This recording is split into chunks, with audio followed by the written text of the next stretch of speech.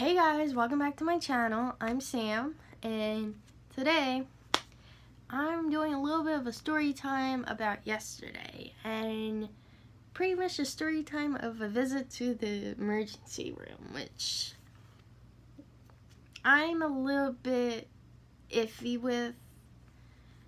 According to the doctor, everything, looks fine and looks perfect, and that, there is a little problem. It's nothing too concerning, just something that needs to be monitored. And yeah, so I ended up going because on my left side, my left pelvic side, I was getting some sharp pains, and that was concerning me.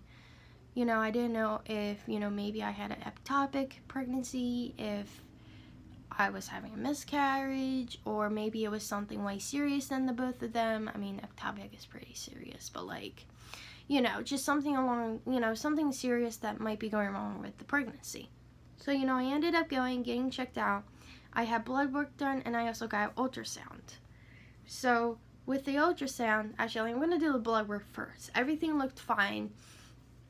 All my levels were normal. My ACG levels, at least according to this for yesterday, at the time that they did it, it was 6,192, which according to her corresponds to how far along I am, and that looks perfectly fine.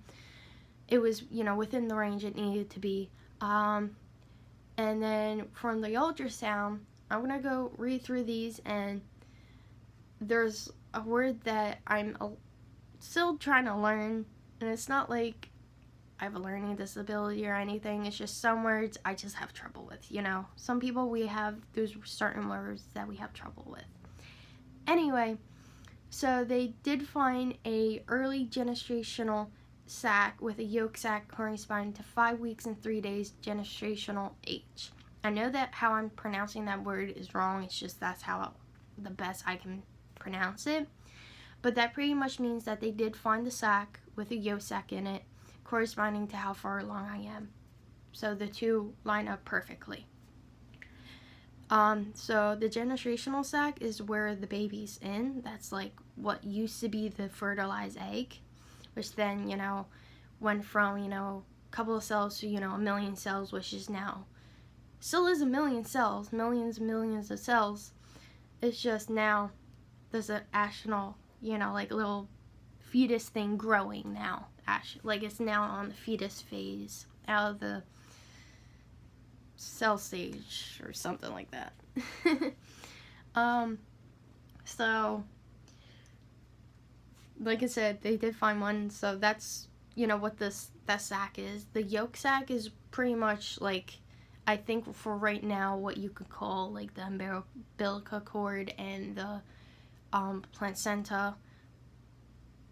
I mean, I'm not entirely sure if they do eventually develop into those things, but something along the lines of that. But I know currently the yolk sac is the thing that's feeding the fetus the nutrients and whatever it needs. And then the other thing that they found was that there was no evidence of fetal pole at this time. A follow-up ultrasound can be performed in 1 to 2 weeks in order to confirm a live pregnancy if needed. Pretty much, they couldn't see the baby. The baby was still way too small to see on an ultrasound. So what's going to happen is my next ultrasound, which is going to be next Friday at 9:30 in the morning.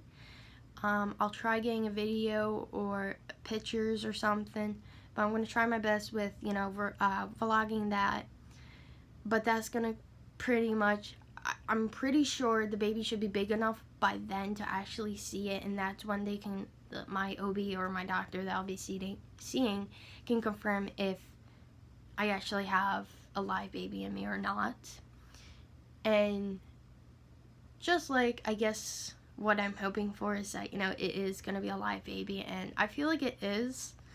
I don't know if that's just a motherly thing where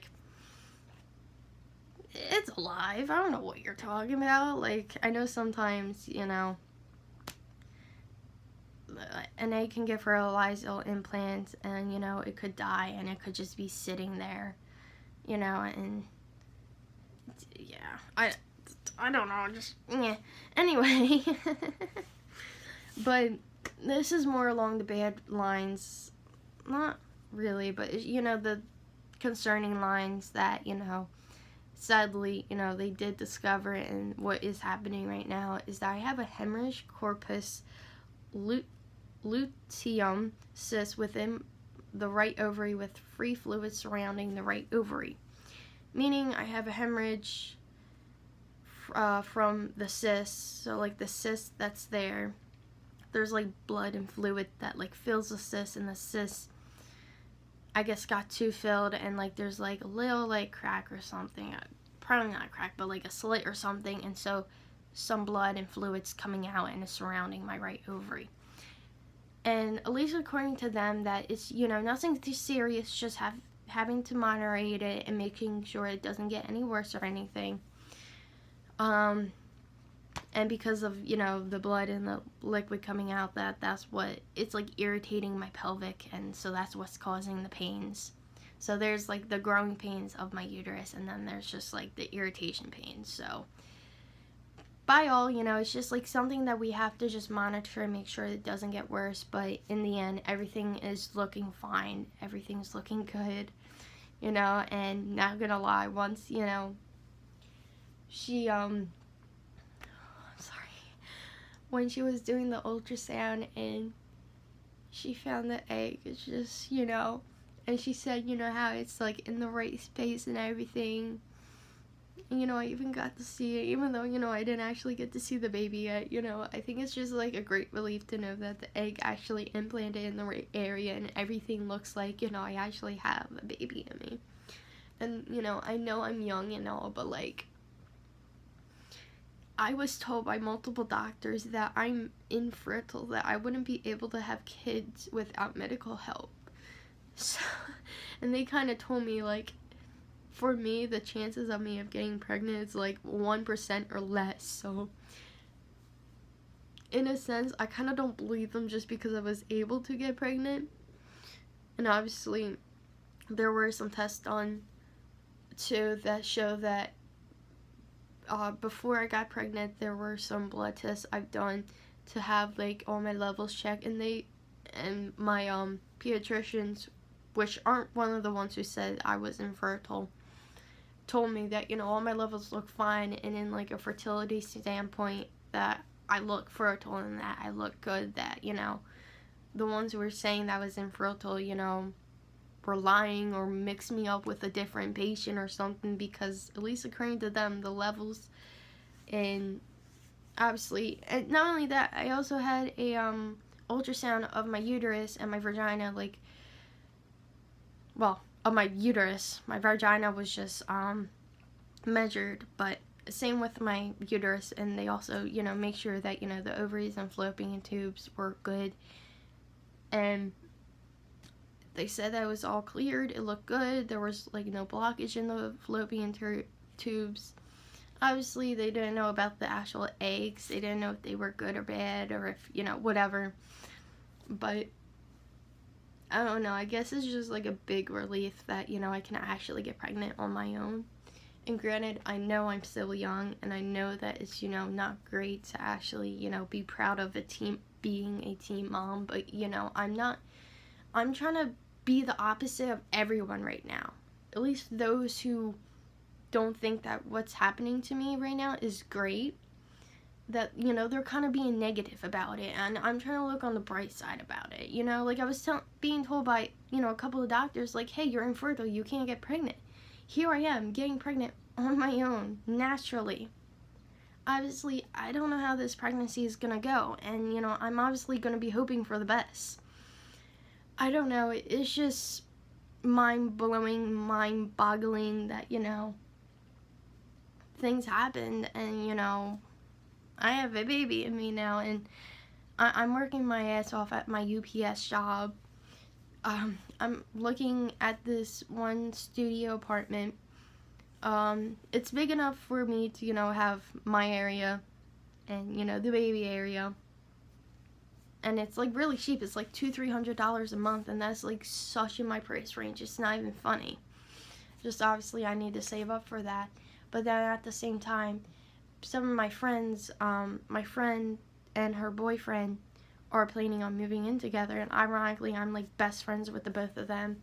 I know that they both, you know, really want to help me out with this pregnancy, and they, you know, I asked them, you know, would it be okay if, you know, I roomed up with you guys if you were going to stay in the area, because I need to stay in the area just because of family and like schooling and whatnot. So at least according to them that, you know, I might be moving in with them.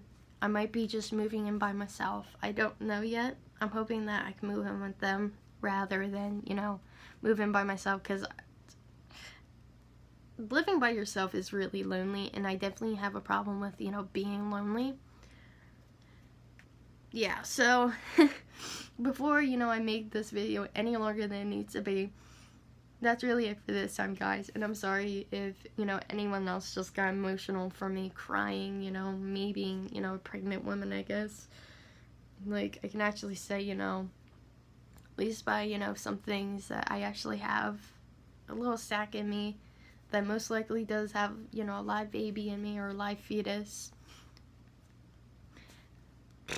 I don't know, it's just, you know, surprised and all, and I'm dragging this out so long. I'm sorry about that, guys. Anyway, I hope you guys enjoyed it. Make sure you subscribe if you want to come along on this journey with me. Make sure you hit that notification for the next time you want to see a video, to make sure that you know the next time I upload a video. Make sure you like this video if you obviously like it and you want to see more of this journey of mine. And make sure you comment down below, you know, any comments, questions, or concerns, or, you know, comment wherever the heck your heart desires. I don't know what my next video is gonna be. I actually don't have any ideas for the next one. That's probably like really bad to say. But you know what? You'll find out next time. Bye, guys.